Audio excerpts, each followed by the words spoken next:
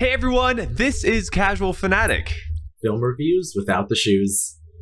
I'm Luca, your casual viewer. And I'm Cayman, your fanatic.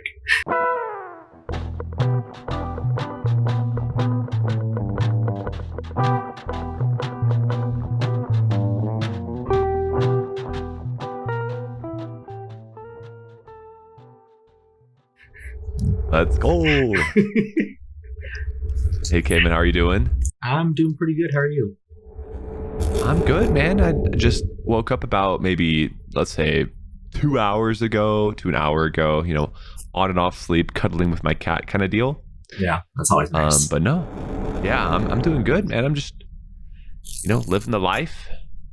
Yeah. Cool. What about you? I've probably also been about 2 hours since I woke up. Maybe 3. I don't know. I haven't been counting. 2.5, let's say. Yeah. And I mean, I just kind of been chilling. Have you been doing anything fun since the last time we talked? Anything notable? Yes, actually. I don't know. Unless I talked about this last time we recorded, I might have. Because did I mention our kayaking trip last time? You did. Okay, well, that's the last super fun thing that happened. Gotcha. Well, do you have anything planned for today or tomorrow? AKA the weekend? I mean, not really. Damn. Well, keeping an eye on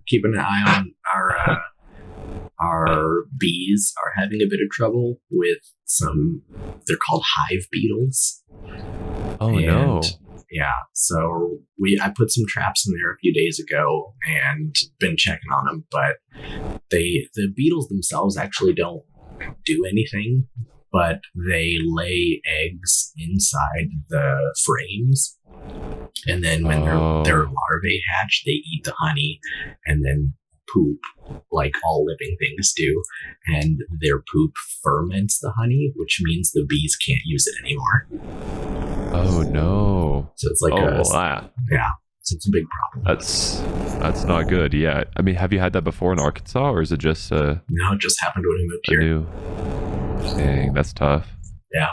Well, hopefully they survive and kill all those bad bugs. Yeah, I got some traps in there to capture the beetles so they can't lay any more eggs.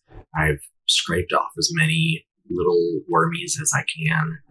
I put some DE around the bottom of the hive just to stop anything else from crawling up into there. Obviously, it won't stop flying insects, but yeah. What's DE? Diatomaceous earth. It's a sort of like a really fine powder, but on the microscopic level, each little bit of it is razor sharp. So when it gets on insects, it will literally cut open their exoskeleton and kill them. Oh my god, that sounds brutal. Yeah. And it doesn't do anything to the bees? Yeah, it does hurt the bees, but I don't put it in the hive. I just put it around the bottom, and the bees don't usually land on the ground. So as long as they're not done, they'll be fine. Wow, well, I hope they get cut up then. Let's go. Yeah, it's pretty crazy stuff. Yeah, it sounds wild. But yeah, my book, last night I went to a silent disco, which is always really fun. I really highly recommend that. I feel like I've always thought about going to one, but then just not wearing headphones. Dude, I mean, you can do that. A buddy was there watching yesterday. Everyone silently dance. Silently dance and sing out loud. It's quite the thing. Because there was a song that came on yesterday, and I remember I just went for it, and the guy that was wearing no headphones was like, "Dude, it got notably quieter in here when you started singing," so and everyone was looking. Listen to their own thing, or does no they sync it up to something so everyone's listening to the same shit? So at least the place that I know of, there's 2 DJs that are there. One's inside, and then one DJ is outside. And you can pick to listen to either of the DJs wherever you want to stand, inside or outside. Gotcha. But yeah, no, they're like DJs. And then there are 3 channels, obviously. So there's red channel, blue channel, and the green channel. Red and blue are for the 2 DJs, and then green channel is just nothing is on there. So I gotcha. You can just talk to people. So is there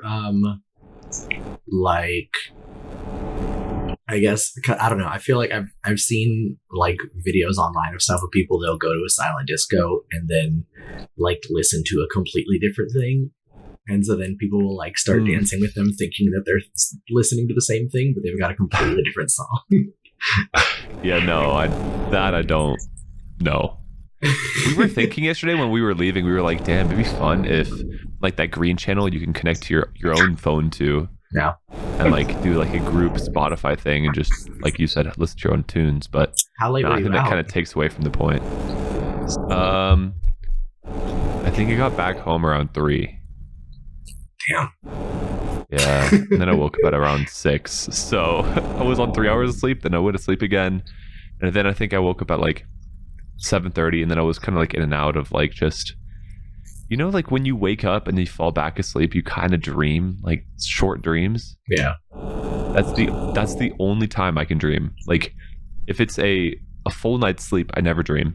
Interesting. But if I wake up and I go back to sleep and I know it's like a short sleep or I'm just like kind of in and out, I always have dreams. I feel like I normally don't have dreams, but I also listen to stuff while I'm sleeping. And then like if in the middle of the night like one of my earphones falls out, then I'll start dreaming because my mind doesn't have that stimulation anymore. Which is so weird that you need that stimulation to not have a dream.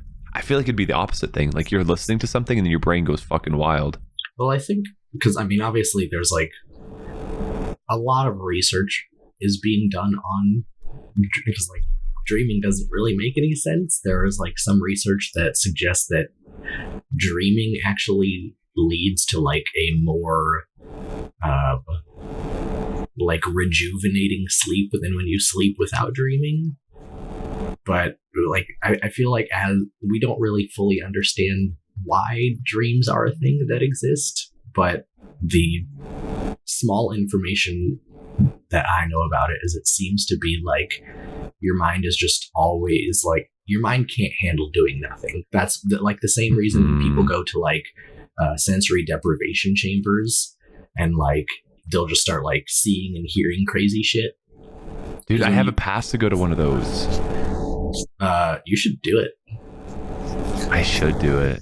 But like I feel like when you're not getting any external input, your mind gets really confused, and so it just starts making stuff up because it's like I shouldn't be this like empty. Like not hearing or seeing or feeling anything is weird, and so your mind is just like, I'll just do it myself. I don't know, man. I literally sleep with no sound, and I don't have dreams. Never. I don't know. I don't know what to tell you, bro. I sometimes I wish I could dream, but in the past when I have dreamed, it's always been like awful fucking horror nightmare dreams, and I'm like, yeah, glad I don't. I think I just shut it off. It's been a long time since I've had like a scary dream. I guess like at least as far as like I feel like people have dreams about like monsters and stuff or like being chased or something like that. But I feel like whenever I have like a bad dream, it's usually like a couple nights ago, I had a dream that my snake escaped.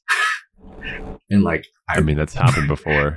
I know that's why I had a bad dream about it. That makes sense though. But like those are the kind of bad dreams I have. It's not like a horror movie kind of thing. It's just like something bad happened. Yeah. But I feel like most of the time when I dream, which again is not that often, but when it does happen, it's usually just like really weird. Like I feel like my dreams never really make any sense. Wait, say that again? I said whenever I do dream, they usually don't make any sense. How?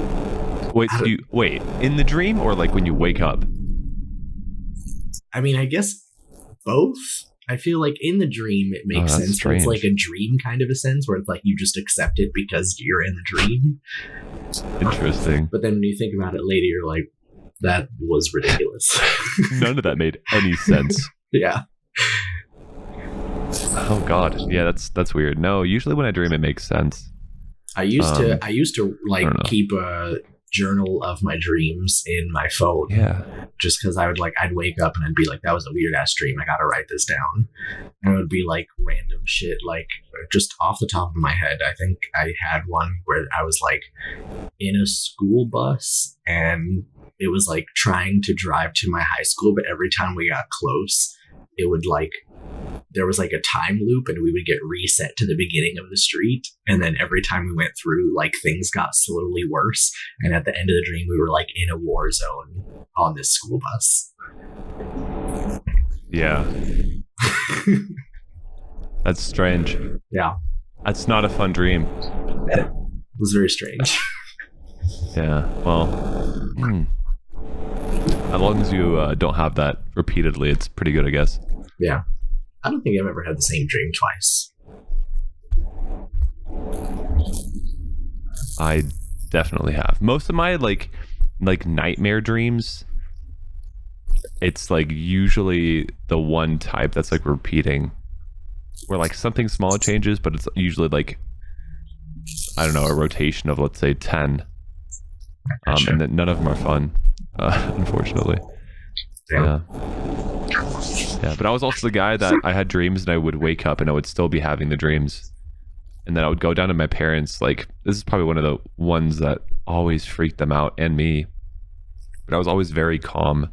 And I went to them and I could see sound. Like, I could see the sound waves coming out of people's mouths.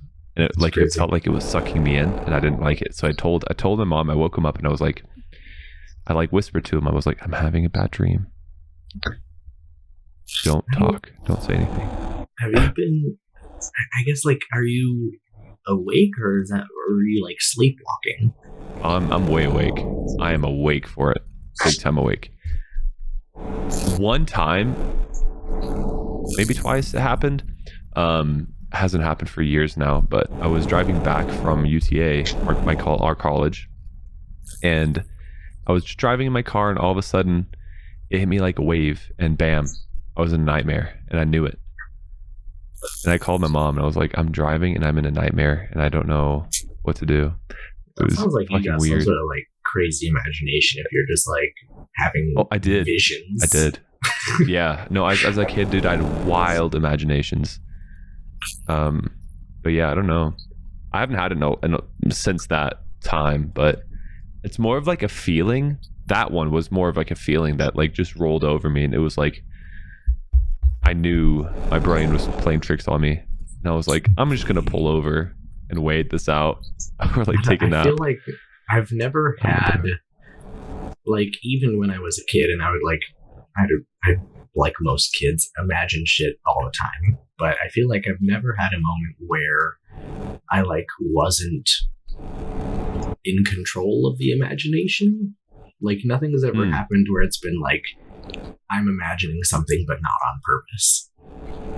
Yeah, it's not a fun feeling. Let me just tell you that's that. Very strange.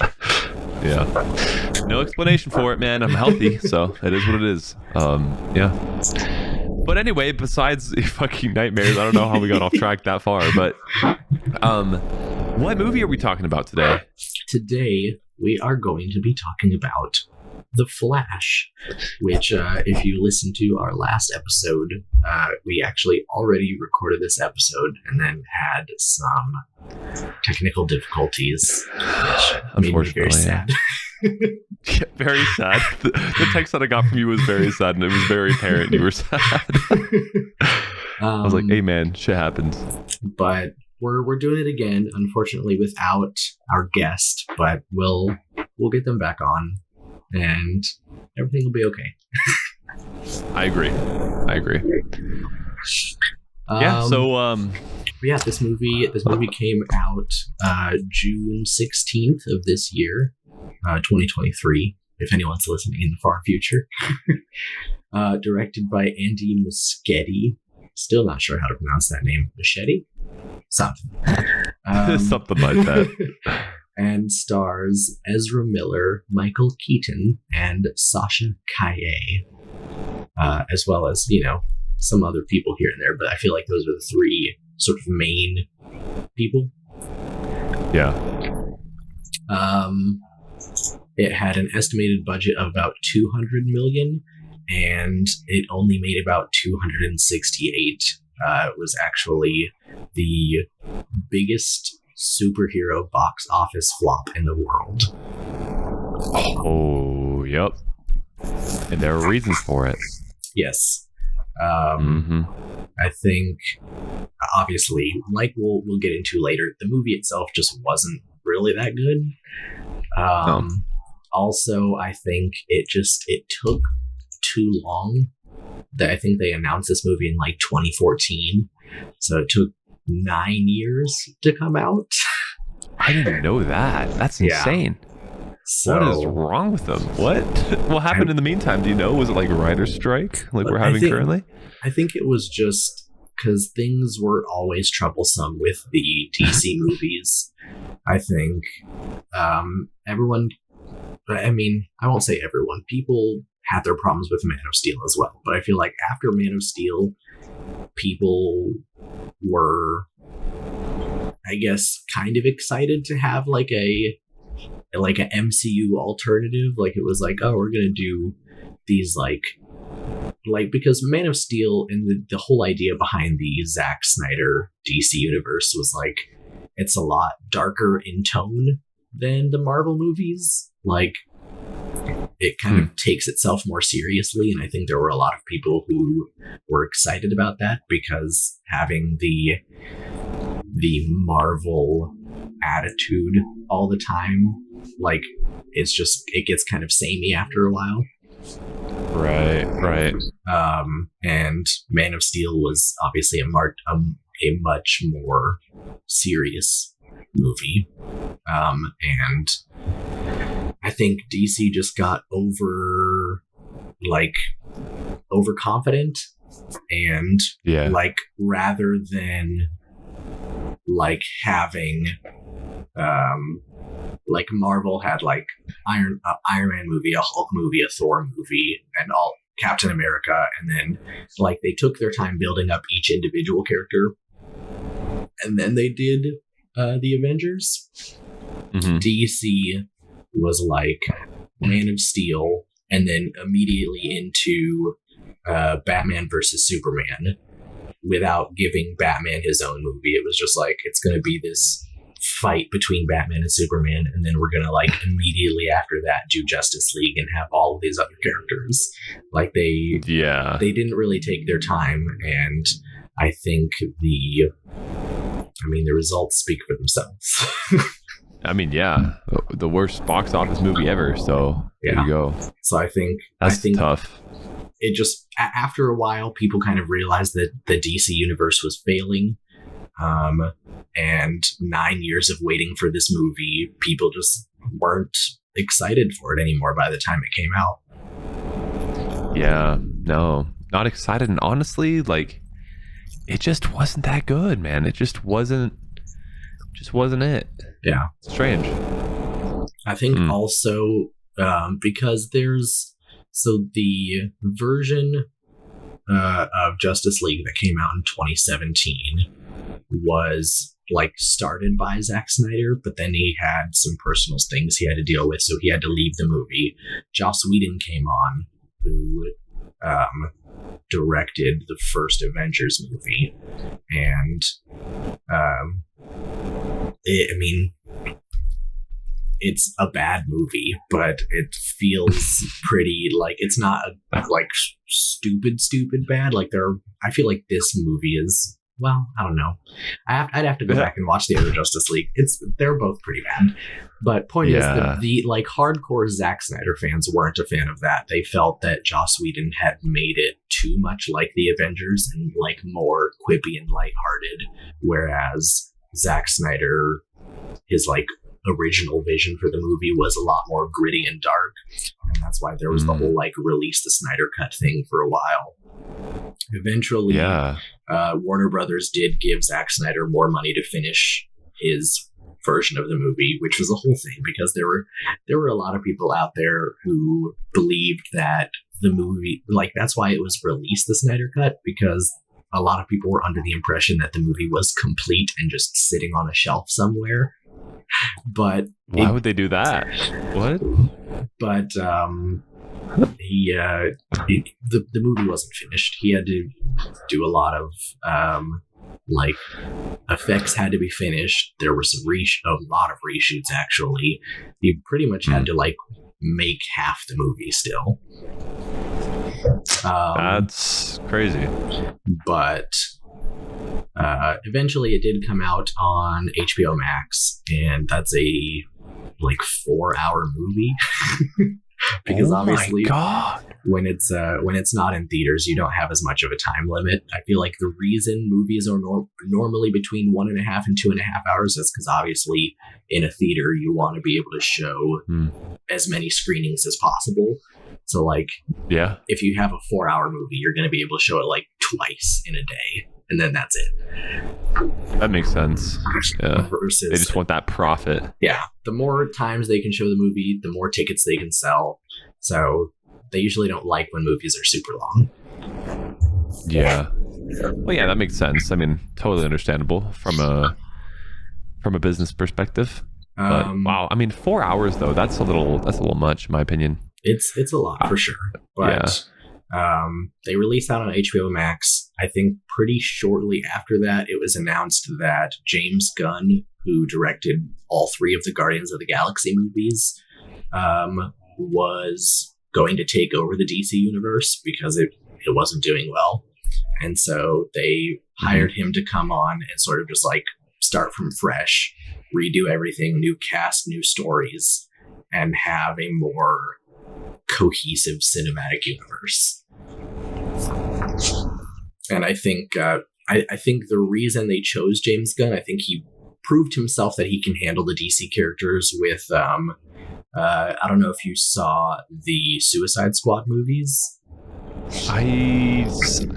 I saw the one where like they roll up on the beach and then like everyone gets fucking killed. Yeah. That one. Okay. So that's the one that was directed by James Gunn. So originally there was the first one was just called Suicide Squad. That one was also very bad. They later came back and James Gunn directed the Suicide Squad, which everyone was a lot more positive about. And I think that's what sort of got the studio hyped to be like, okay, James Gunn did a movie and that is like the best DC movie we've ever released. So we'll just have him in charge of everything. Right. Like low-key salty about it, but hey, make the profit. Yeah. And so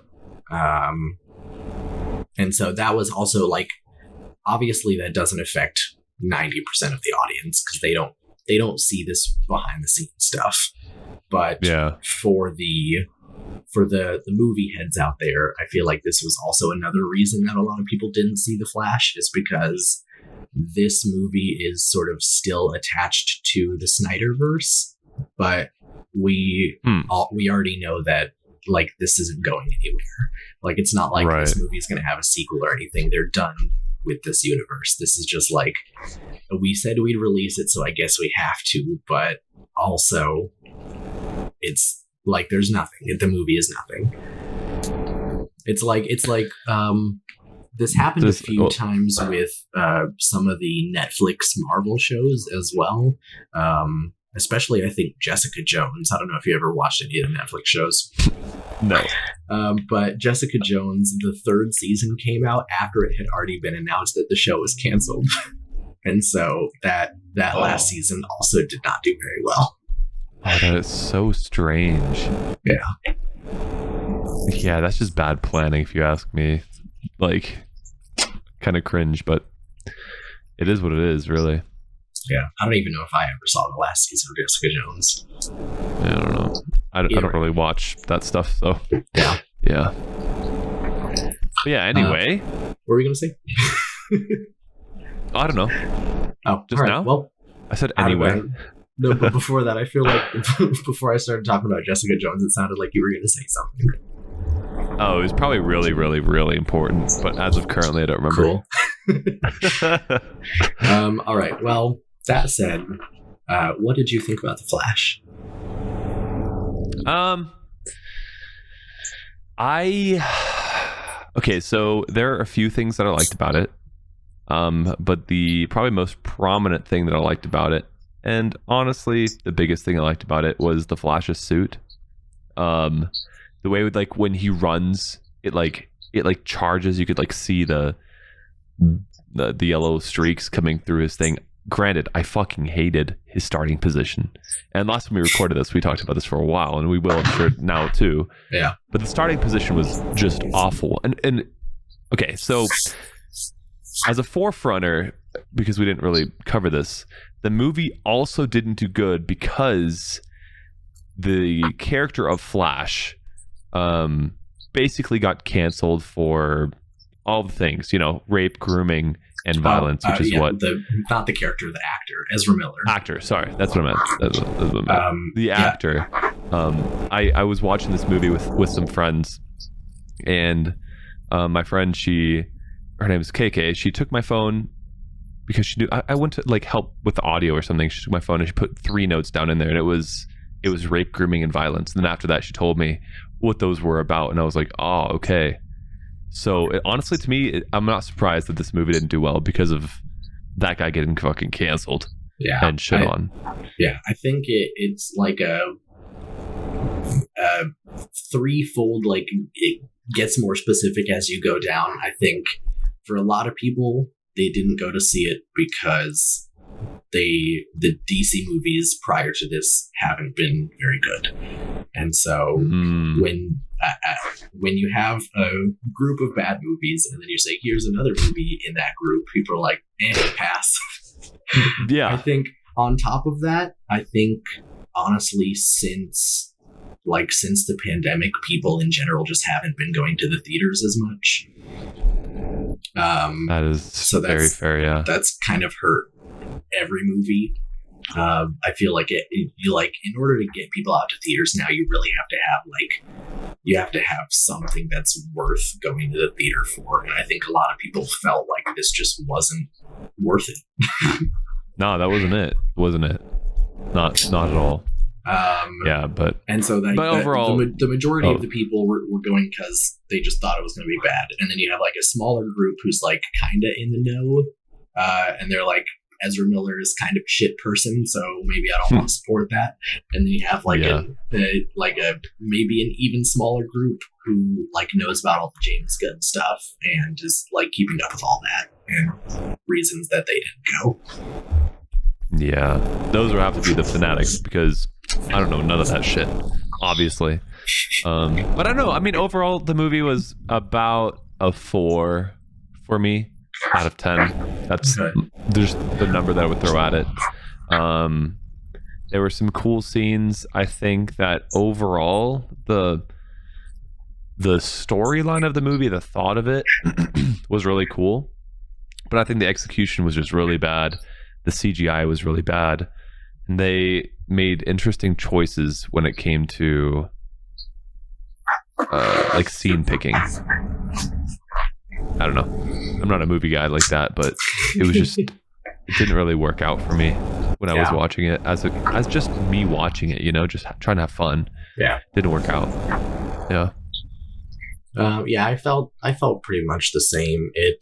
I think the movie had some, I guess, potential. Like when you like look really closely at it, I feel like it could have been better than it was. But it just like they wasted every opportunity they had. Yeah, about right. I don't know, man. It's like you're up to bat and like this guy throws a perfect pitch and you just fucking like drop your bat or something like that. I don't know.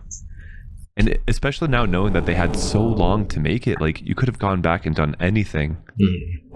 And it just, there were things in there that just needed to be corrected or changed. And it just wasn't working out. Granted, like the guys that were probably doing all these cinematics and CGI work, I think we may have talked about this last time or in a different movie. I'm sure they were being overworked. Yeah. But 7 years is a long time for a movie of this type. I don't know. I mean, it didn't have that much CGI in it. I mean, But there was quite a bit, but I feel like, yeah, like you said, and like we've talked about before, there's so many times where, like, like a VFX artist will spend like hours upon days working on like a VFX shot, and then the studio is like, actually want something different, and they just have to like throw away all their work and start again.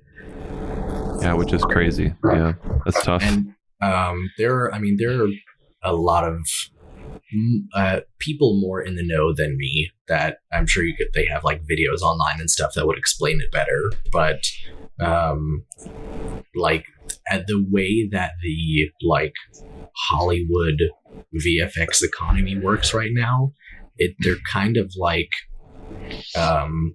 they have like a bidding system, which honestly I feel like leads to worse quality, because I was reading something the other day. Well, like when they send out a movie to a VFX company, what they'll do is the studio will say like, we have 300 VFX shots, and sorry, bump my mic. We have 300 shots that are going to need VFX, but they don't think about how one shot differs from another. So like you could have one shot that's like Supergirl flying, and so like the suit is there, the person's there, and they just need to like paint out the wires that were holding her up, because obviously people can't actually fly, unfortunately. So there will be like one shot that's just a wire paint out, and then you have another shot that's like, we need the whole like background to be replaced, we need all of these crazy lightning effects on flash, we need fire over here and this thing happening over here, and it's like a way more complicated shot. But the studio just says, yeah, these are just two shots. Like they don't weigh them any differently, which is awful, which is ridiculous. But then they, without telling people that, they'll go to different VFX companies and be like, we have 300 shots. Who can do it the fastest and the cheapest? And then it pits the VFX companies against each other, like pretty much on who can do a worse job. Because obviously, if you're spending less time and less money, you're not going to get a good result. But that's what the studio is looking for. So they don't care about the result. They just want cheaper and faster. No bueno, bro. I mean, it shows. It really does show. Yeah, I mean, it's just like in architecture. If you went with the cheapest, fastest, like contractor, probably not going to get a very good building. Yeah, that's literally what I was thinking. But I was thinking more of like along the lines of school. When you do something and you think you're doing a good job and you've talked about parts of it, and then you finish that thing, and then your professor sees it again, and then it's as if he or she has never seen it before, and they're like, wait, this is terrible, redo it from the beginning. Like that, that's kind of what it feels like. And then of course you're not going to have as much time, you're not going to be as patient, you're not going to have as much enthusiasm. Right. I mean, it rolls over into every single career choice that you can have. Like, time is important, right? Yeah. I mean, yeah, crazy stuff. Unfortunate for them so that happened. Definitely not putting any of the blame for the terrible VFX on the artists themselves, because it's not their fault. But that said, the most movie does have not. really bad VFX. I was gonna say, like, most likely probably not, but who knows? That this one guy could have just been really bad. I mean, I guess that's true. Yeah, to play devil's advocate, to not put everything on the industry itself. The guy could have just been bad, but most likely not. But I think at one point the director tried to claim that the way that the stuff looked was on purpose, and I mean, it just like is the most obvious bullshit.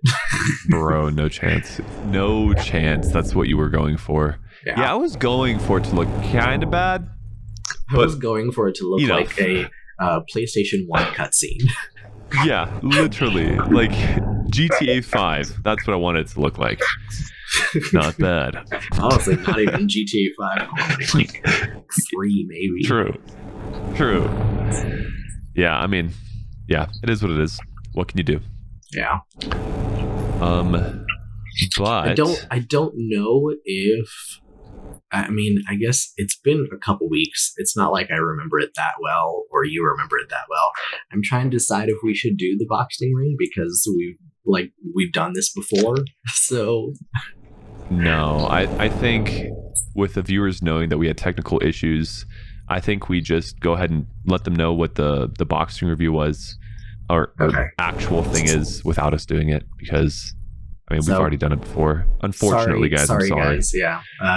No boxing ring this time, but we will read you the summary here, just so you know what the movie's about. Oh yeah, let's hear it. It says, when his attempt to save his family inadvertently alters the future, Barry Allen becomes trapped in a reality where General Zod has returned, and there are no superheroes to turn to. In order to save the world that he is in and return to the future that he knows, Barry's only hope is to race for his life, but will making the ultimate sacrifice be enough to reset the universe? Interesting. Yeah, very interesting. What do you think of that? It feels like so much information. Right. Like I don't know. So much of the movie was given away. Well, or hinted at. Yeah.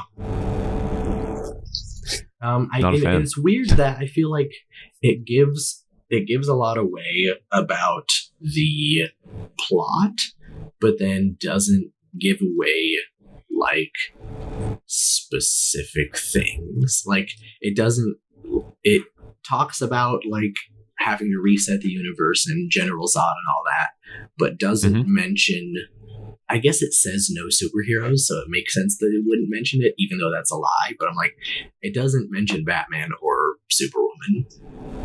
Right, true. They did keep that under wraps. They also didn't mention that there was 2 Barrys in this movie. Also true. Just interesting thing is that they chose to leave out.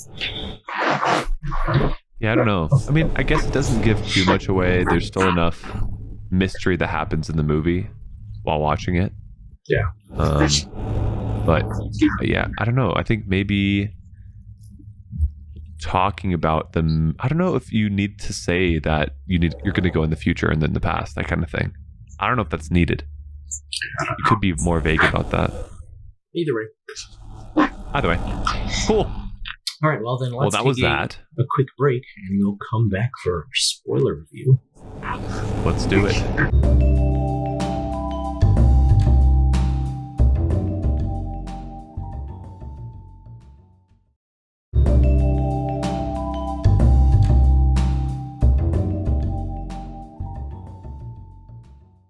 Alrighty, I'm ready. Perfect.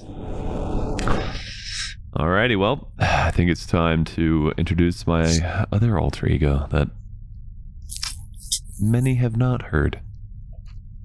Ladies and gentlemen, boys and girls, this is the spoiler section! If you don't want the movie spoiled, don't listen. Well, that was different. Yeah, I don't know if I like that one as much, honestly. I like the other guy more, the deeper voice guy. Interesting. I had to try it out, and it didn't really go well. That's okay, though, because everyone still knows that it's the spoiler section, so... Yeah. Let's get into it. I talked about the weird stance. Let's just get into it, man. Why would they do that, you think? So, the way that I understand it, the idea is that the Flash runs so fast that friction just doesn't affect him anymore. So he doesn't have to that's why he can run pretty slowly, even though he doesn't have the cartoon blurry legs, because he doesn't actually have to move his legs that fast, because he doesn't he's almost not actually pushing off the ground. He's going so fast that it's pretty much a frictionless surface. And so thinking about it that way, the like form that he's taking is meant to emulate more of like an ice skater, because he's like gliding along ground rather than actually running. I see. Okay. Yeah, the ice skater analogy makes a lot of sense.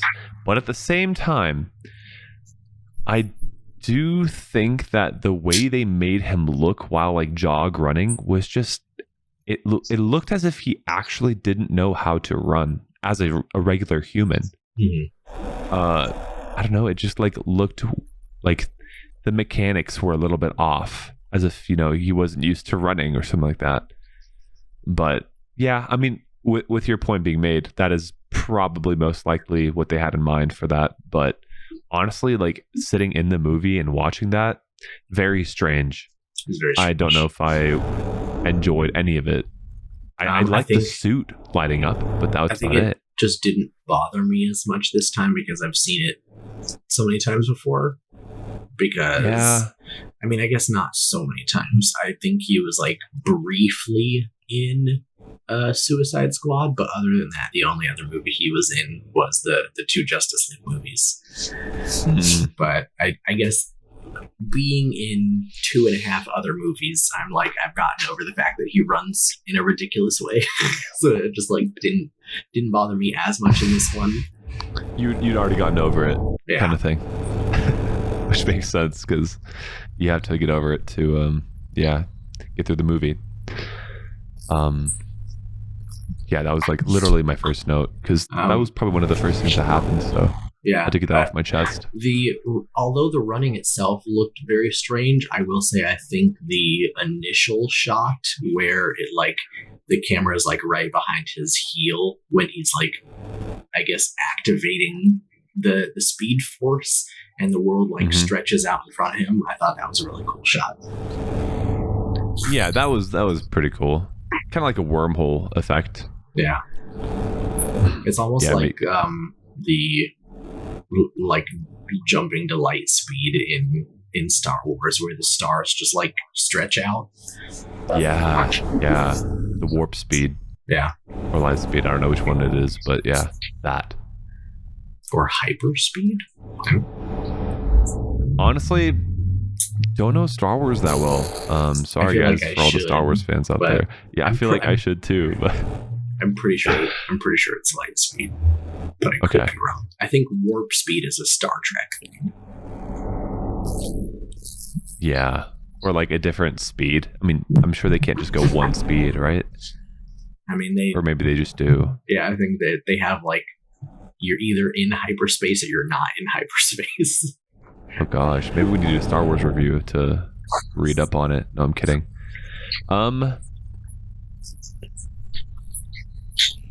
Let's see here. So that first scene, the I guess getting right into the terrible looking CGI, but the babies falling out of the building were, I mean, just all of it looked. It wasn't even just the babies. Like there are like it was weird, everything, like medical equipment and like the dog. Yeah, and like a microwave at one point, but like even the microwave didn't look good. None of it looked good, bro. I think the dog looked so bad in CGI that when they put the dog on like as if it was saved on the bottom, I'm pretty fucking sure it was a different ass dog. We talked about this last time too. Yeah, I'm pretty sure that the CGI dog looked so bad that when they found, like, when they got the real dog and put him on, you know, whatever next to the babies, it was completely different looking. Yeah, not to mention like the babies looked terrible. I don't know. It was just bad. I like the idea of like, you know, him running out of food and then, you know, going and smashing into like a vending machine and like eating it so that he can still stay in that state of fast. I don't know what it's called, but like I think that was really cool. But just the CGI part was just so not fun. Yeah, I like the way he handled everything. So another thing that I'm saying like about the wasted potential is I feel like it could have been really interesting to have this like reoccurring issue where he has to keep eating, otherwise he can't move that fast. And I feel like it like never really comes up again. Like there's one gag later where like second Barry just like shovels down a bowl of spaghetti. But like they'll like make offhanded jokes about being hungry, but in like the whole thing where he has a little thing on his watch where it says you have really low calories, like I don't think we even ever see his watch again in the movie. Like they just let it go. Yeah, and then that very last end scene, I don't know if it was the end scene, but like one of those big fights, you never saw him eating anything or running out of energy or anything like that, even though it was like a really long fight. It was just, again, these things that are not even like that hard to think of happen so frequently in the movie, or happen one time, and then you realize this other scene needed something like that again to make it like that funny gag thing, but it just never worked out. Yeah, they just like, they had a bunch of ideas and they were like, well, we did it once, we don't need it to keep happening. But it's like, well, no, that doesn't make any sense if it only happens once. Right. Yeah, I don't know. I think it, and like I don't know, I feel like it could have been so much fun if they had just like had more consistency. Consistency is a good word for it. I agree. Yeah. It's tough out here making movies in 7 years. I guess. They probably forget what happens in the front. You know, honestly, like they finish filming the first half within the 3 years, and then the last 4 years they're working on the second half. And they never go back to check what they did in the first half kind of thing. Probably did all the filming in the first part. I think the rest of it was pre-production. Or that. Yeah, I don't know. I mean, I feel like sometimes you film something and then you forget what you did kind of thing. They do but have you think you remember? Reshoots though. Like most of the filming would have been done like in one stretch, maybe like 5 months or something. And then but like it could have been like 4 years later they were like, actually we want to change the scene, so then they bring everyone back to do a reshoot and they'll like redo a scene. Strange. But they don't usually they don't usually do half a film and then later do the other half. They'll do the whole thing and then they'll go back and change little pieces of it. Gotcha. Okay. Well, then not what I was thinking, but it was a funny thought. What did you think about Wonder Woman coming in there? I thought Wonder Woman, like Gal Gadot is, I feel like she's always just kind of naturally charming, even when she's not doing anything. Yeah. Like obviously her character, like Wonder Woman's only there for like maybe a minute, but I don't know. I felt like her and Ben Affleck's Batman, he had a much larger portion of that opening sequence. He has like a whole motorcycle chase and he's doing cool stuff. Saves some kids before they get run over by a car. Yeah, I thought the overall scene seemed like it was like really fun. Like if that had been the tone of the Justice League movie, I think like it could have been way more entertaining than it was. Interesting. Okay. Yeah, I don't know. I just like you said, Wonder Woman coming in, she was very short. But I will say, bro, like I'm just not used to. I think her outfit just, it took me by surprise a little bit because she had like this little mini skirt on thing. Yeah. With like, you know, everything showing body wise. And I'm like, damn, is that like, if kids want to be her for Halloween that's coming up, like, they're, I mean, honestly, this one wasn't even the worst one in the Justice League movie. That. Yeah, in the Justice League movie, her and all of the other, I literally just lost the word. Avengers? Amazons. That's what they're called. The other women she's from an island that's all warrior women. Right. And all of them, their armor is pretty much a bikini. Yeah, which is just strange. You said last time, I think it's like the director, right? Like he does that, but also like for men, it's like both genders just have barely any he clothes just on. like he is a very just style that guy. over substance kind of guy, and it gets, I don't know, he's not like, I feel like there are more problematic directors when it comes to sexualizing people, but I think he just like he wants to emphasize like the, I guess, godliness. Like he's talked about it before, whereas like in the Marvel universe, all of the superheroes are treated like normal people. Like obviously, like you'll have like Bruce Banner is a super genius, or Tony Stark is like the richest person on Earth. They have like extreme things about them, but they are still like members of society. Whereas I feel like the way that Zack Snyder wanted to treat the heroes in the DC universe was like they are not on the same level as other people. There's like normal civilians, and then there's the superheroes, like god status, just like looking down on these people. And he treats them as like high up on a pedestal, and I think part of that is wanting to emphasize the physicality, which is why you have like the like super skin tight outfits on everyone so you can see all of their muscles, and like he just really wants to show off everyone's like godly figure. Their physique. Yeah. I mean, I get that, but I think there's always ways to do that in a tasteful way. Not saying that, I mean, she was obviously like extremely hot and like dope looking, but damn, like save some for the imagination, bro.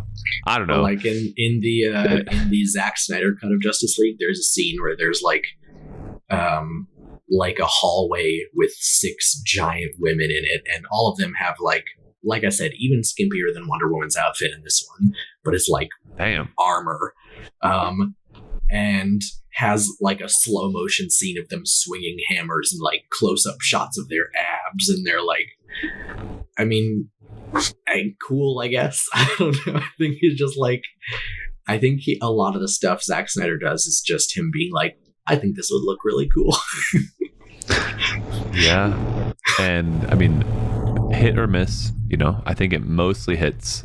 But obviously, this movie was not directed by Zack Snyder. But I think because it's attached to the universe that he created, they had to follow that. They were like kind of like they changed a little bit, but they had to stick to the style a little bit.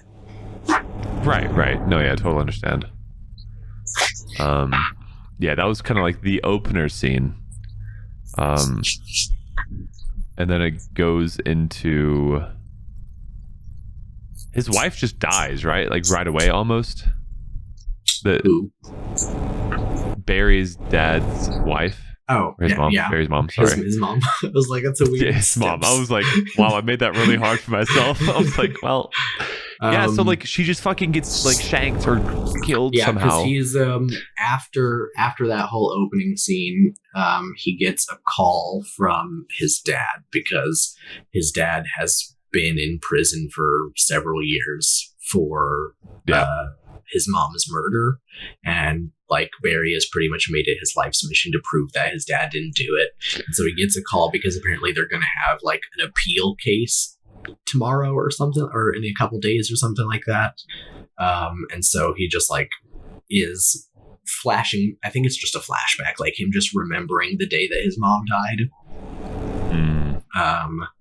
And he like gets, I don't know, he just like gets really sad and starts running, and then he apparently runs so fast that he like gets into this weird like time, like wormhole, like space, where it's like he's not. He I think they call it the chronosphere in the movie. Yeah, I don't know, but it looks like the mission headquarters of time. Yeah, he's like there's a little bubble, and then there's like rings of moments like stretching out from the bubble. Yep. And he can like scroll through it like it's like he's rewinding like a tape. And he's just like, he can run a little faster or he can run a little slower and it'll like back up or go forward or whatever. And because he has a conversation, but before this happens, he has a conversation with, or no, I guess after this happens, he does it the first time, and then he goes and talks to Bruce Wayne, and Bruce is basically like, maybe you can travel through time, but you shouldn't, because you're going to fuck some shit up. Right. I mean, it makes sense. In everything we've ever seen, if you change something in the past, it kind of fucks the future and the past and everything. He basically, like, after having a weird, like, kind of a date with Iris, who is a reporter, but they're, like, kind of into each other, but they're not dating yet. Weird relationship. But he, like, brings her over to his house, and then she says something that I don't even remember what she said, but it, like, makes an idea click, and he's like, I know a way I can change the past without interacting with anything. I'm like, well, that doesn't work, but you literally change one thing and that little, it's like a snowball effect, you know? Yeah. Little pebble falls off and then it, gently but he was gains like, yeah, I can't talk to my mom or my dad or anyone else because that'll like mess up the timeline. But if my mom just never forgets the tomato sauce, then my dad doesn't have to leave, and then he'll be there, and he can stop her from being murdered. Right. I mean, good thought. And so he travels back in time and like puts an extra thing of tomatoes in his mom's cart, and I don't know. I feel like it's a whole weird process, but that's how the plot gets kickstarted. Yeah. I will say though, I think it's strange that he is so obsessed with getting his dad off the hook, but doesn't seem to care about who the actual killer is.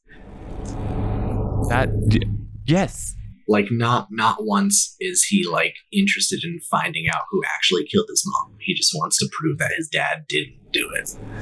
That is innocent, which a good way to do that is to find the killer, I think those two would go hand in hand. But yeah, he just didn't think of it, I guess, for some reason. Also, I don't know, like in the end, he ends up doing a weird little changearoo that does actually work, and it also doesn't really make any sense to me because like the whole, I guess, crux is there's like this one video that like this could prove that your dad didn't kill your mom because he was at the supermarket, but he never looks towards the camera, so we can't see his face. Yeah, he never looked up. And so I don't understand how that proves anything, because we even see in Barry's memory, like his mom gets stabbed seconds before his dad walks in the door. Right. And so we as the audience know that his dad didn't kill his mom because he was out like getting out of the car when she got stabbed. But as far as a court case, like a couple seconds doesn't mean anything. Like even if you show, yeah, my dad was at the supermarket, it's like, okay, that just means he went home from the supermarket and then killed her. Yeah, that was like the big reveal that you had last time we had this podcast. And I was like, oh shit, you're right. Like, what does that mean? Like maybe he wasn't, I don't know. Like maybe it proves that like they were actually cooking and he actually went to the store, because maybe they were like, your alibi is not. You're not telling the truth. I don't feel like that would hold up in a real court. Yeah, be like, yeah, I got home from the store and then my wife was murdered right before I walked in the door. Right. Like if she had been stabbed while he was at the store, that's different. But he was technically home when she got stabbed. Which is weird though, that they never saw who did anything. You know what I'm saying? Yeah, I don't know. Or like who do they blame it on? The dad and the son. It's weird that there's no other evidence. Like the video is really all they have. There wasn't like fingerprints on the knife or someone in the neighborhood had a security camera. Like nothing. Yeah. And it was like a nice neighborhood too. It's not like they're living in some apartment complex. Like, No, it's like I don't know, like a bloody really nice footprints house or something leading away from the scene. Anything. I mean, Anything. okay, so because the time of her getting killed and Barry coming downstairs and his dad walking in, there's no way the killer would have time to like clean shit up. Like it would have had to been like really fast and out kind of thing. Yeah, right? he would have had to like literally stab her and then sprint away. Right. Out the Like, back door, which means probably that he would didn't either even have to open steal the fence. anything. Yeah. He would probably have to like go out the back door, like run across some grass and like Yeah. jump the fence and shit like that. Yeah. Like, I don't know. That was just such a weird, weak part of the movie. That was such a big deal that I just felt like never made sense. I was like, okay, well, you never get satisfied for what happened there, I would say. Like, there's never justice. Yeah. Yeah. And so, like, at one point, like we said, he gets frustrated, runs really fucking fast, goes back in time. And then I think he's in his neighborhood. He, like, walks into his house and his parents are there. And he's like, oh my God, like, these are my parents. This is great. And then chats with them for a little bit. And then he realizes at one point, I don't remember what happened or how it happened. He like looks out the window and he sees himself. Yeah. In that time, like his actual that time self, walking towards the house as if he's about to come inside. And I think before he got his powers. I think this is where I will say, personal problems aside, I think Ezra Miller like had some decent moments as far as acting goes. I think especially it can be hard to act against yourself. So having two of him, you could really see the difference between like young Barry and old Barry. OG Flash and young Barry, yeah. And obviously one of them is like a lot more like immature and oh my God, the way he laughs is the most annoying. I like it was too much. It was too much. It was like the uneducated like no care in the world laugh. That's how I would put it. Yeah. I don't know. But being able to like portray the same character in two different ways, I think does take a good amount of acting skill. Yeah. I don't know. I think I wonder how they filmed that too, though. You know, like, do they have? Would have just had like, they film one scene and they have Ezra Miller on one side and then like a different person on the other side, just to like, for the placement and like feeding him lines, and then they would swap it and have him on side B and then the other person on side A, and then they just like do a face replacement pretty much. Yeah, that would make sense.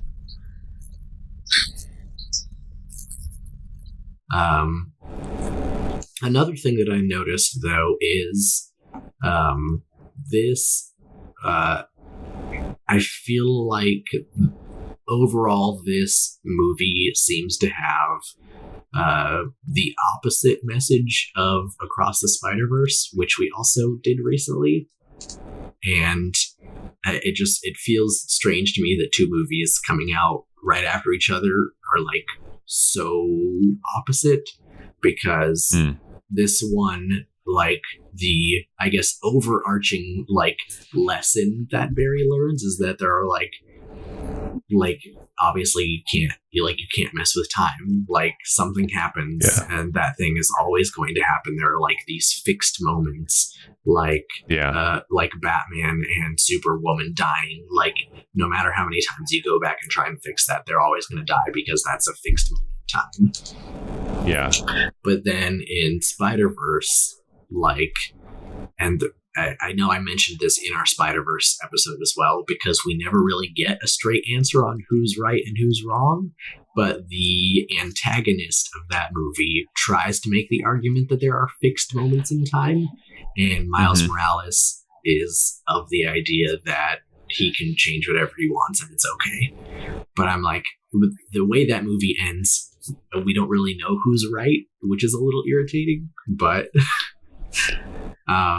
yeah, it's very strange to have such similar themes as far as time goes.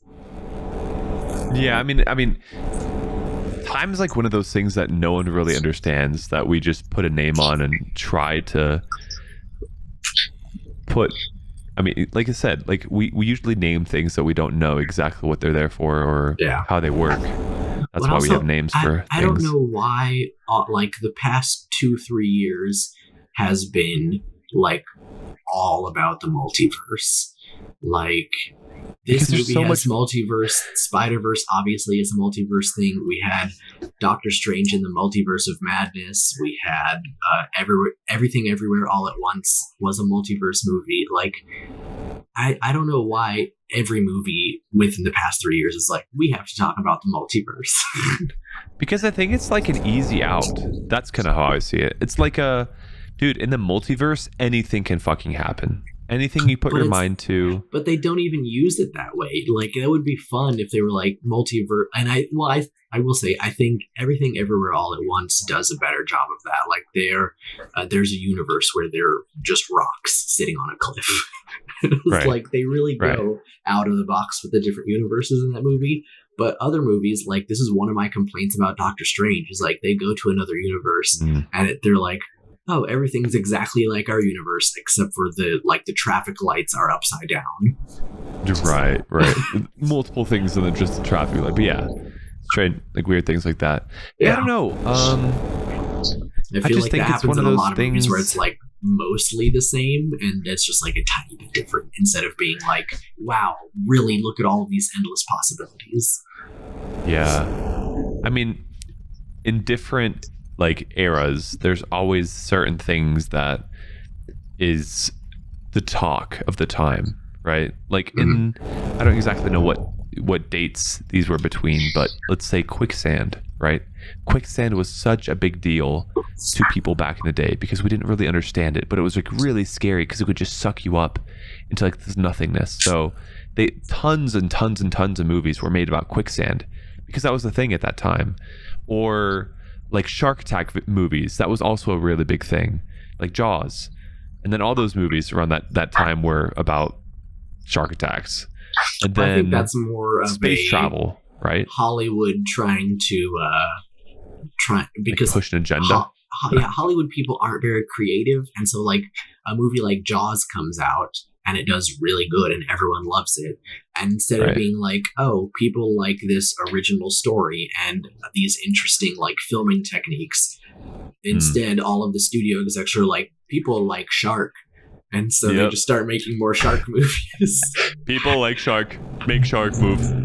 And so I think maybe that's a similar thing here, where once I honestly don't even know what the first multiverse movie has been within the past 5 years, but at some point there was a multiverse movie, and then people must have really liked it. Yeah, and then everyone else is like, we can do that.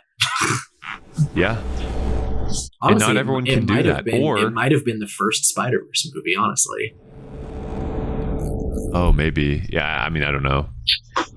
But yeah, like people like the multiverse stuff. It's fun. There's endless things that could be happening. Yeah. And like you said, it takes a big chunk of creating a movie that doesn't have all these alternate timelines. It makes it easier, I feel like, because you can just like, the explanation is like, oh, you're on a different world. That's why it's different now.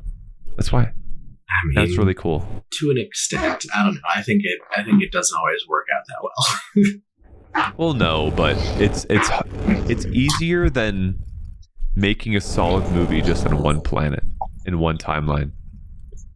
Is it easier? It feels harder. I don't know. No, I think it's easier because you can just cut into anything you want versus having to But make like, so have to make it make sense. well, not really. Like we go into some of these other universes and we just kind of accept what it is without explanation. Like when Barry altered the universe, and then at one point Batman talks about like how the timelines can change and like everything is different. Like you come back and like the like famous actors don't really act in that thing anymore. They act in a different thing. Well, yeah, but I think the whole scene with Batman and the spaghetti was their attempt at explaining it. If they had changed all of that stuff and not done the spaghetti scene, then that would have been ridiculous. Like, you can't just do something different. I never said they never explained it. I just said it's easier to like just do something different. Like this thing happens, right? This just a little change of putting the tomato sauce in the cart, right? And then it comes back and we just accept that everything in the world is different now because of that one thing. But there's no explanation for it. We just kind of take it. Like, yeah, that makes sense, right? I mean, yeah, I see what you're saying now. Like, we don't need a reason for how the tomato sauce changed everything else. But as far as the actual filmmaking, like, I don't think having to come up with a weird time travel thing just for Michael Keaton to be Batman, I don't think that's necessarily easier than if they didn't have time travel and just had Ben Affleck. Yeah, I mean, I don't know. Just one of those things. So when younger Barry gets the powers, there is a like they get struck by lightning, and we see when they fall down, young Barry has like a huge hole in his chest, and then it heals because I guess part of the Flash powers heal you super fast. Because time accelerates maybe, and then like it just your body just heals itself over time. We found out that old Barry lost his powers, and so I'm confused how he survived the lightning strike because he didn't have that healing factor. You see? I don't know, man. I don't know. What the hell? Maybe he healed in that moment that his powers were leaving by the lightning to go into the other Barry.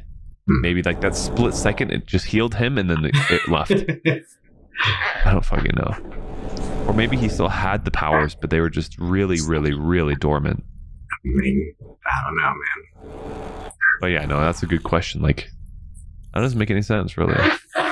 It would have made more sense if just that one Barry was struck, and then somehow they explained that, like, oh, you can't have two Flashes in the same timeline.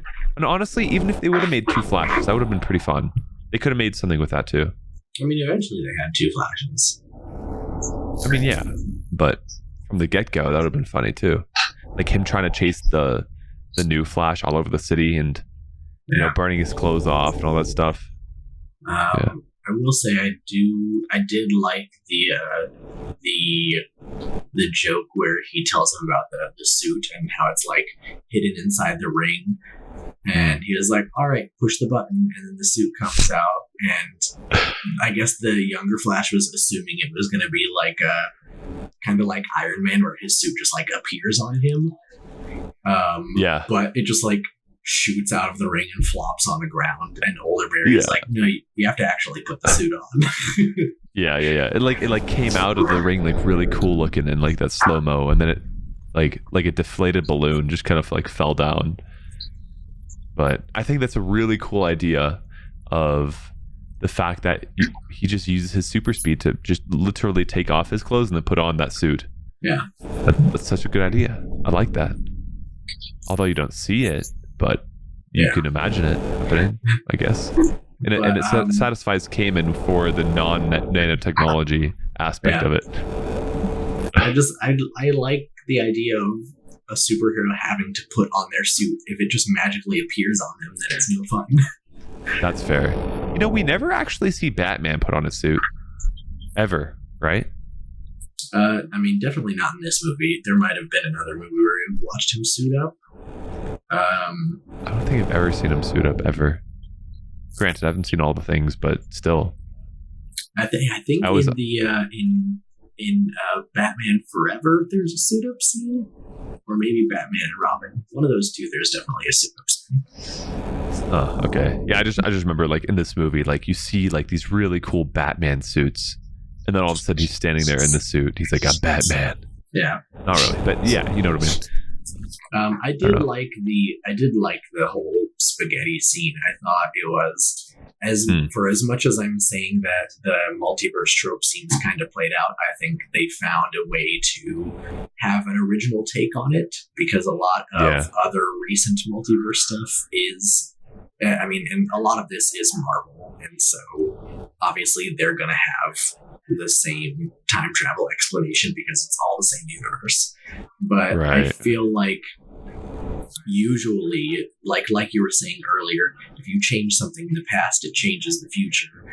But in this movie, it also changes the past, and Barry's confused about that. And then he is like, "Well, no, because you didn't actually change your timeline. You just went to a different timeline." And so it's Right. like, in your timeline, sure, Batman is Ben Affleck, but when you put the can into your mom's cart, you didn't change your timeline. You just like hopped dimensions pretty much, and now you're on the timeline where Batman is Michael Keaton. Yeah. And you just take it. I Yeah. just accepted it. I'm like, cool. All right. Makes sense. I do think it's watching Batman make spaghetti is funny, because just like his casualness of it, you can tell that he is like, obviously he doesn't do Batman stuff anymore, but he's like still just a rich guy, because he was like making spaghetti and he has this like fancy wooden cheese grater and just like a giant block of Parmesan that he hand grates over his spaghetti. Yeah. And we all know Parmesan is totally expensive, even like the little blocks. But yeah, I don't know. That scene was pretty funny. I was like, I don't even know where I could go to get that big of a piece of cheese. No idea. Yeah, bulk. Yo, can I have a big bulk piece of Parmesan, please? Can I have 10 pounds of Parmesan? Yeah, in one piece though. In one it has piece. to be one piece. Yeah. I don't know, man. Maybe it's because like I am just like a regular viewer. A lot of the times in these movies, man, I'm just like confused, or I'm just like sitting there waiting for it to at one point be explained to me, right? Yeah. I don't know. Me meeting this old Batman, which he was the Batman. Michael Keaton was last Batman. He was last seen as Batman in or I guess he started as Batman in 1982, and then he was in Batman Returns in 1992. Shout out to KK for those facts. But yeah, I don't know. Like I would never have known this stuff, and it's again, this is in part because I don't know these backstories. Mm-hmm. But there's just so And I much think that I feel like that's I miss another- that should make sense to people in general. And I'm like, I don't really know. I think that that's another problem with a lot of these more recent movies in general, where they're like, I feel like at least half of the movies that are coming out are very focused towards an older audience, I suppose. And this might be left over from like the whole every studio wants to have a cinematic universe kind of thing, because it worked out so well for Marvel. But so instead of like DC tried to create a new cinematic universe, that didn't work. A lot of other studios, they were like, well, instead of making a new cinematic universe, we'll just pretend like our previous movies are also part of a cinematic universe. Mm-hmm. And so then it just turns into sort of like a way too late sequel. Like we had like the what's it called? The Ghostbusters Afterlife? Is that what it's called? Yeah, with the big marshmallows. Marshmallow Yeah. or the Michelin Man. The tiny little marshmallows. They didn't have a big one in the most recent one. Yeah. But yeah, so they're like, rather than making a new universe, we're just going to make a way too late sequel. So you have something like Ghostbusters Afterlife, which is a sequel to like the first one or two. They're not really specific. It might only be a sequel to the first one, because sometimes they do that as well, where they're like, we're just going to ignore all the other sequels, and this is a new sequel to the first movie.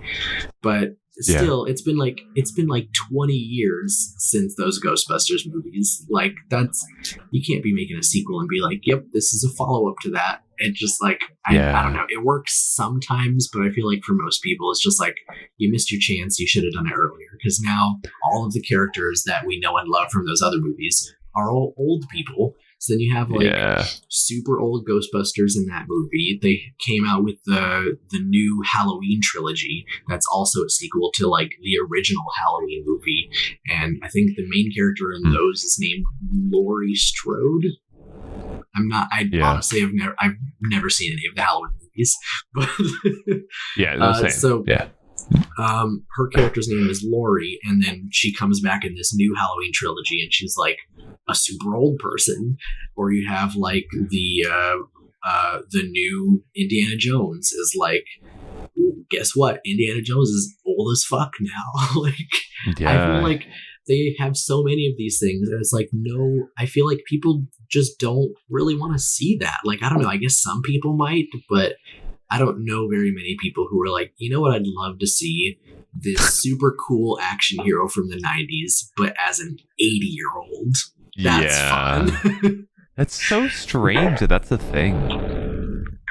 I don't know. Yeah. Like that superhero's name just doesn't, I don't know, it doesn't bring that like excitement factor, because like, I mean, maybe for like that old school audience, like you said, the older generations cater towards them because of that. But back in the day, man, they didn't do that. They just introduced new characters that were like really cool and different. And I think they're just like hanging on for some kind of, I don't know what they're waiting for.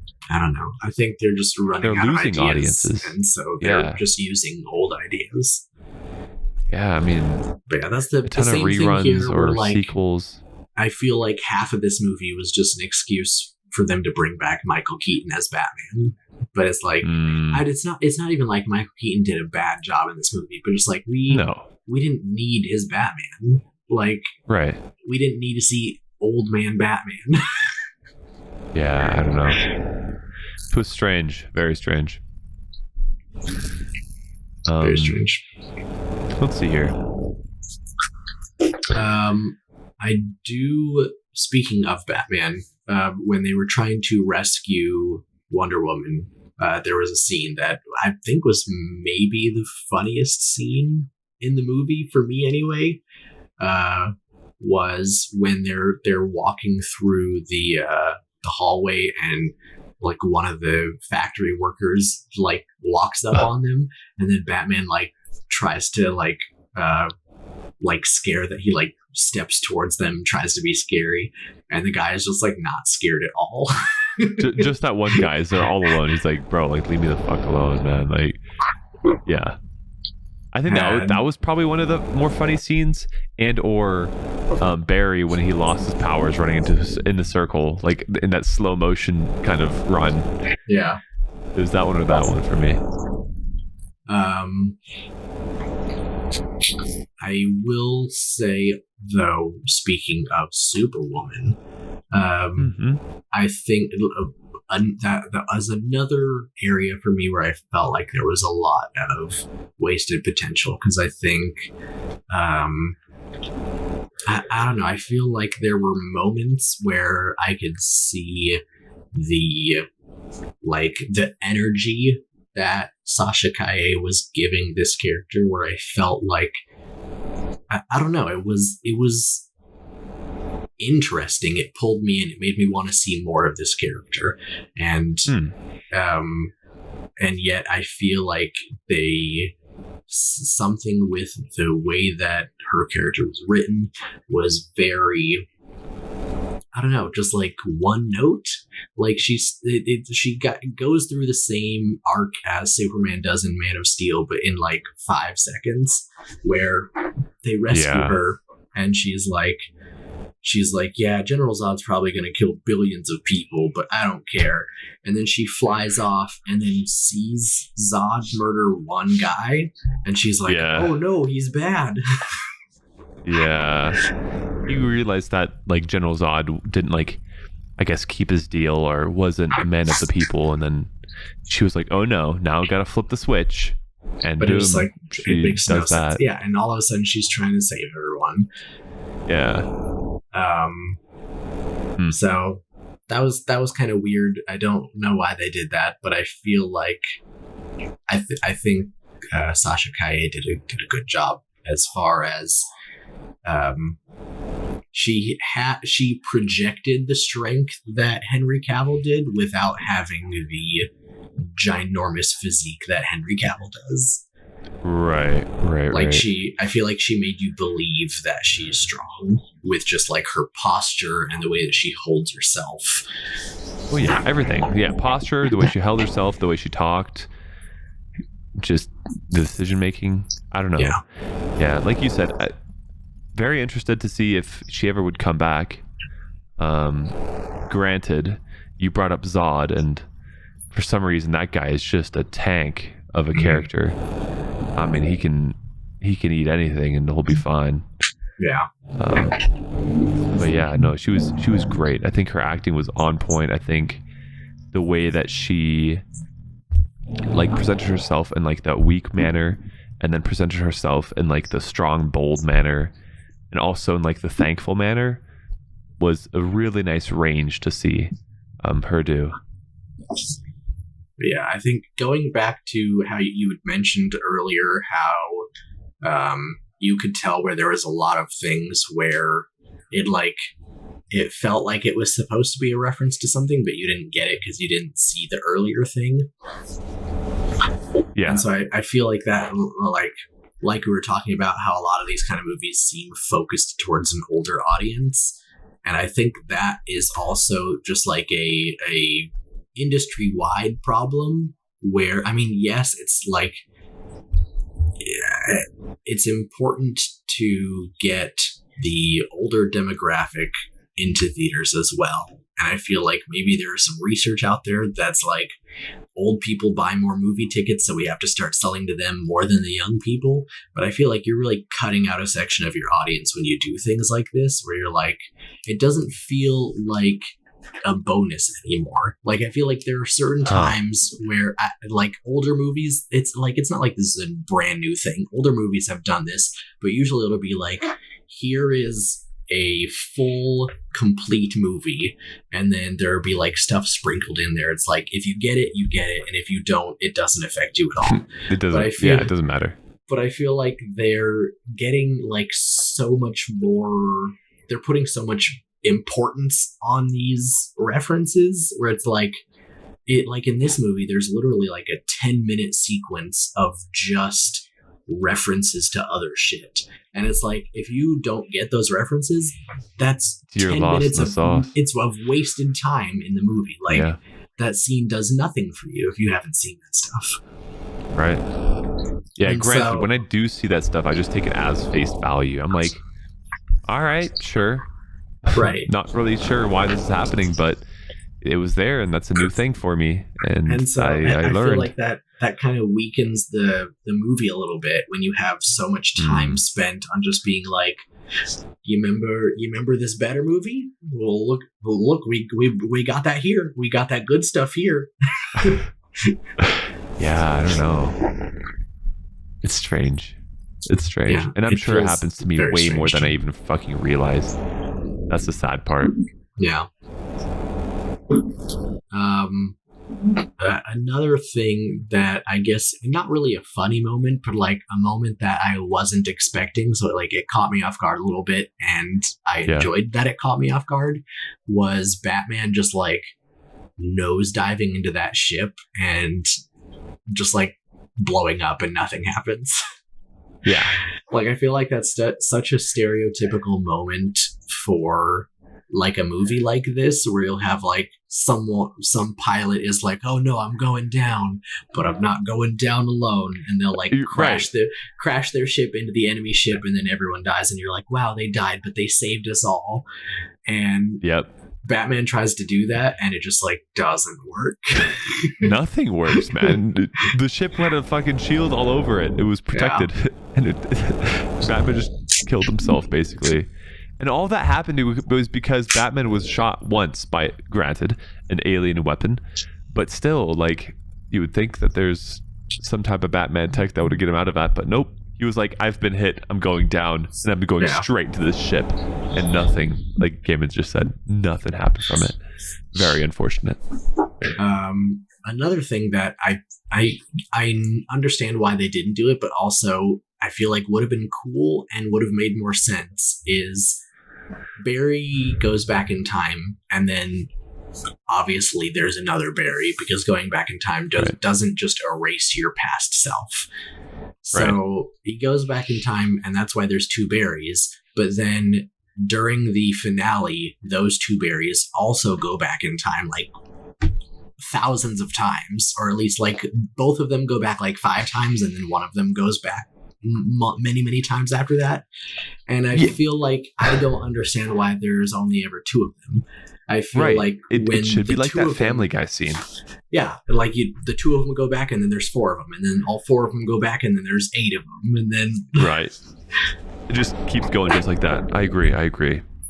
But instead, what they opted out as was this one Barry just looks hella fucking beat up because he just keeps going back and forth. And I don't know what that, because we see like the first couple times is like he tries to phase when he's being shot at, like I think like it's like the big monstery guy, I don't know his name, but they kill him, and then he like throws a giant knife at them, or maybe it's just even a piece of shrapnel from his armor, but he blows up and something flies at Barry, and he tries to phase, but then he only phases, he like unphases when it's halfway through his arm.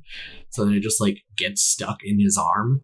I'm like, first of all, why wouldn't you take the time to just like phase and remove that piece from you? And second of all, like, what is he doing where like every single time he goes back, he just getting hit with more shrapnel? I don't know. But yeah, I mean, it definitely looks like he did, because I mean, the first time we saw that dude, it didn't even look like Barry, and that was obviously the point that they were going for, is that no matter how hard he's trying, there's just no chance of it working out, basically. But yeah, I mean, when they revealed that was Barry after I don't know how many years, after I don't know how many tries, he went back and forth. It's just fucking crazy to me. I don't know. Yeah. But yeah, I mean, at one point they did go back, and Batman was going to do the same thing, and then that's when they were like, "No, the ship has a shield on it," and he like pulled off. Yeah. So they saved Batman with that scene specifically, but yeah, still didn't really work. So what did you think about the giant like bubble scene where all of the different universes are crashing together? And because like I was talking about a second ago, I feel like I guess a lot of it is kind of self-explanatory. Like you're like, oh, I guess that's an older version of Superman. But like, I don't know. I want to know how you felt about that, not having seen any of those older things. I don't know, man. Like, it's not going to be a very good explanation, because literally I just take for face value. I'm like, wow, like this is crazy looking. Like, all right, next. Literally, that's how I thought about it. I was like, it's really pretty. It's a like interesting idea, but honestly, like I don't understand it. Yeah. I don't know if I don't understand it. I just, it was the thing that they put in there, and I was like, all right, well, here's another thing that's confusing, but is there? So, I mean, is there like a deeper meaning behind that, or what? Well, I mean, all of the Supermen that they show are like actual actors that used to play Superman. And like I think at one point they showed Adam West as Batman. He used to play Batman. I don't, for some reason, most of them were Supermen, which was kind of confusing to me. I'm like, why wouldn't you show other versions of the Flash? And I think they show one other Flash, but I don't know. It seemed weird to me that most of that scene focused on Superman. I guess because they were just trying to do the look at this old actor reference thing. More people have played Superman than have played Flash. So I guess that is probably the biggest reason for it. Yeah, they use Nick Cage for that too. Yeah, and he is never in live action played Flash. We'll get to that a little later. But there's a whole thing where, I might as well talk about it now. But at some point, I don't remember what year it was, but Nicolas Cage was going to play Superman, and there's you can find shots out there of him in the Superman uniform, but that movie never got made. And that feels like that's even more of a deeper cut, because for the other Superman, it's sure, there may be someone out there who watched the old Superman show in the 50s, and so they're like, oh, I remember that. But the Nicolas Cage thing never happened, so that's not even hey, do you remember that? That's hey, do you know about this? Oh no, are you in the know? I am, but you knew what was going on, but obviously I didn't. I mean, that's just common sense. Yeah. I mean, okay, so let me ask you this: out of all the people that would watch this, the average, probably most wouldn't know. 100%. Right? Yeah. Which is why it's confusing that they keep doing shit like this, because most of the audience isn't going to get it. Right. It's cool for the select few, but that's really it. Yeah. I don't know. But I really didn't like that scene. And also, I mean, just how we were complaining earlier, it all just looks terrible. None of the other people in that scene look real. Yeah. Unfortunately, that's exactly the issue with most of this movie, is that a lot of things just didn't look real, didn't look worked through, weren't thought through, were put in there without explanation.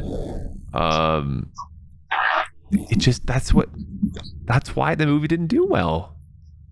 Literally, that's it. Yeah. It was very confusing. If you write down on a piece of paper all of the different plot lines and you try to make a timeline of it happening, you could probably do it, but it would be confusing to anyone that just reads the paper. It's wait, but what happened here in the middle? And it's oh, nothing. You're just gonna have to go from there to there and take it. Yeah. And I guess I don't really have any more to say about that. It was a weird scene in a weird movie, and there's not really much after that. It's he finally realizes that he has to let his mom die, and then he goes back and changes things so that his dad gets off the hook, but then again, we talked about earlier, doesn't make any sense how he got off the hook. No. I mean, the way that he changed it was putting the tomatoes from the bottom row to the top row, right? So that was pretty smart, because, I mean, sure. But, what happened before is even making such a small change changed the past. So now he once he's done at the courthouse, he goes outside and he's trying to talk to Bruce Wayne, and he pulls up and it's George Clooney, who also played Batman. Yeah, and he's well, I guess we gotta accept it for what it is. Yeah. And then there's also a post-credit scene with Jason Momoa. Right. And that one I didn't see. Aquaman. Yeah, that was the scene that I thought I'd watch all of it, and I just didn't watch it. So my bad. I think that was the only. Let me think real quick. I'm pretty sure that's the only member of the Justice League that we didn't see was Cyborg. Because I forgot his name now. Hold on. But the actor that played Cyborg, Ray Fisher. So Ray Fisher played Cyborg in the Justice League movie, but he had like some very big issues with Warner Brothers and the way that the movie was handled, and so he was like, after that movie, he was like, nope, I'm done. Like, fuck you guys.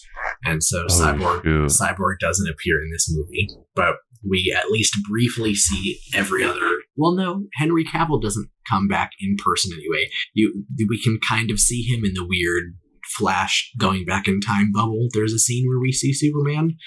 But yeah, okay, so I guess two members of the Justice League that don't actually show up is Superman and Cyborg. But we get Batman, Wonder Woman, Flash, and Aquaman. Yeah.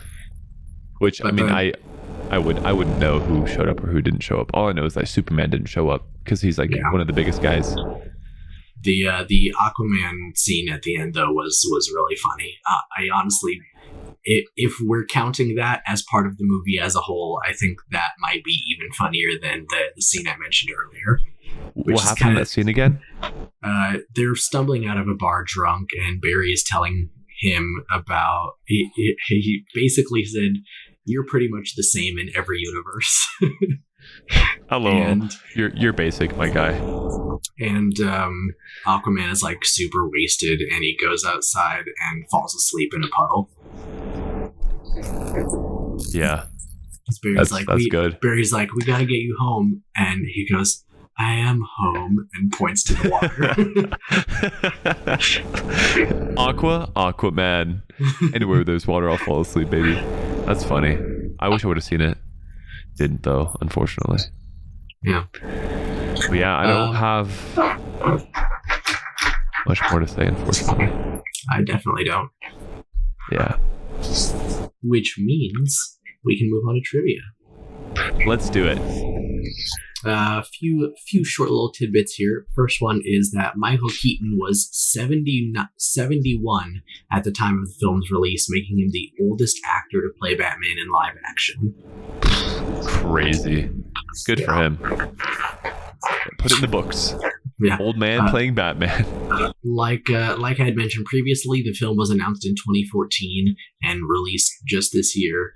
It says the development and production spanned all 9 seasons of the Flash TV series. So between the time they announced it and the time it was released, they had a full television show with 9 seasons. Which is wild. That's insane.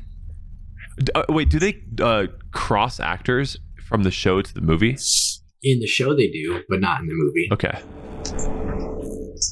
Because not in the movie. The show also had a like time travel plot, and in the show when he does the weird multiverse thing, Ezra Miller shows up as his version of the Flash, their version of the Flash. Sorry. Okay. Very cool. And our third tidbit here is the original ending for this movie actually had Michael Keaton and Superwoman arriving at the courthouse. So they were going to be alive and the same characters. And then they later changed it and had to do reshoots to make it George Clooney. Damn. Do you think that was a plus or a minus? Does a lateral move count? I feel like it wouldn't have made that big of a difference. Yeah. There you go. That makes sense. Yeah.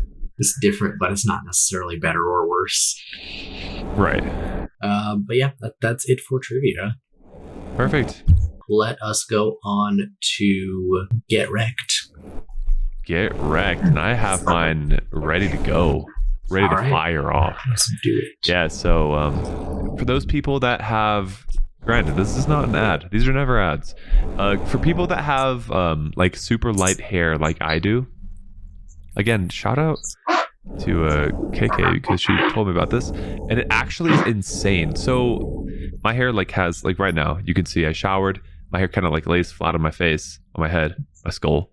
And when I would go out, like I want to like at least have like, you know, some type of styling stuff, but I never liked like the gels, and I never liked the waxes.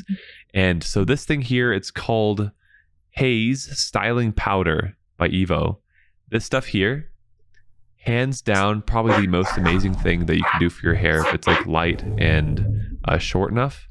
This stuff literally is powder. You spray it on your hair and you like kind of rub it in, and it stays forever till like you wash it out. It's unbelievable how strong this styling stuff is.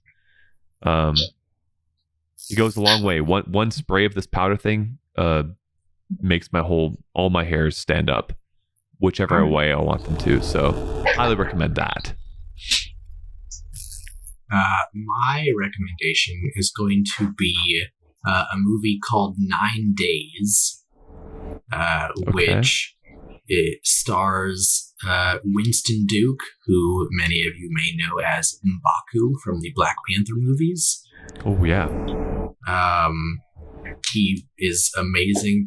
So the movie is about a man in the afterlife who is sort of like an interviewer, and he interviews different spirits for the chance to be born. Yeah. Okay. So they come to him, he talks to them, and he's like, you have 9 days of this interview, and by the end I'm going to select one of you and you're going to become alive. Okay. But it's a interesting, very, very interesting and touching movie. Okay. And I think everyone does a great job in it. It's just beautiful. Noted. Well, there you go. Good rec. 9 days. Yeah, so that was it.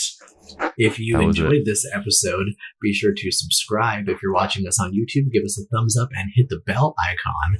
You can also follow us on Twitter and Instagram at CashFanPod. Twitter might be known as X for some of you young. Yep, X, the black thing. If you want to send us a message, you can DM us, you can leave a YouTube comment, or you can send an email to casualfanaticpodcast@gmail.com. Links for all of those will be in the description. Luca, why don't you tell them what kind of messages they can send us? Guys, you can literally send us anything from like what we just did, which is, let you guys know of some cool thing, item, movie that you think listeners would be interested in. You can let us know if you have any specific movies in mind that you personally would love us to review, or even if you want like a switch of genres, if you think this certain show or movie would be really dope for us to talk over, for you to be engaged in, let us know. You can let us know if any tips and tricks that you think would be really fun for us to incorporate and at least try out. For instance, again, shout out Matt Wakeland. He let us know that when he listens, he wants to know what to prepare for. And that's just one of those things that, he let us know, and now we do. So those are the things that, we do. Very nice. You can let us know. So with that said, I think I mentioned this on our last episode as well, but after this episode, we are going to be doing the Barbie movie. We are. So get ready for that. Watch it. It's a banger. It's theaters right now, I believe. So yeah, I think it still is. It's been in theaters for quite a while. But yeah, if you want to be ready for the next episode, go see Barbie. Do it. And that's that. So this has been Casual Fanatic. Thanks for listening. Thanks for listening.